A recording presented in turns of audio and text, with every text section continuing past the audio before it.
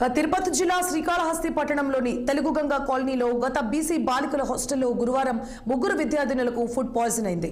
అది గమనించిన హాస్టల్ సిబ్బంది వారిని హుటాహుటిన శ్రీకాళహస్తి ఏరియా ఆసుపత్రికి తరలించారు. స్థానిక ఎమ్మెల్యే బొజ్జుల సుధీర్ రెడ్డి వారిని పరామర్శించారు.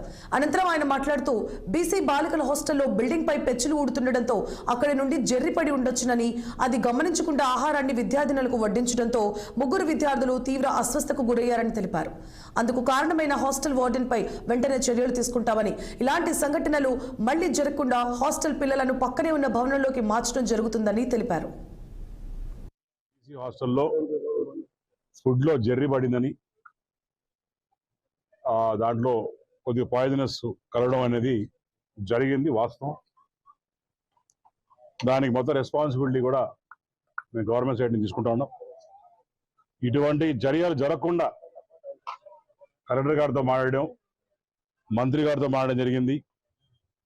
కన్సర్న్ డిపార్ట్మెంట్, డిస్ట్రిక్ట్ ఎవరైతే సంబంధించిన ఆఫీసర్స్ ఉన్నారో వారిని పిలిపించాం.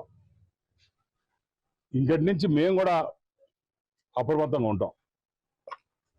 ఎందుకంటే పిల్లలతో ఇలా జరిగిందంటే చాలా బాధగా విషయం. ఎందుకంటే నాకు కూడా ఇద్దరు పిల్లలు ఉన్నారు.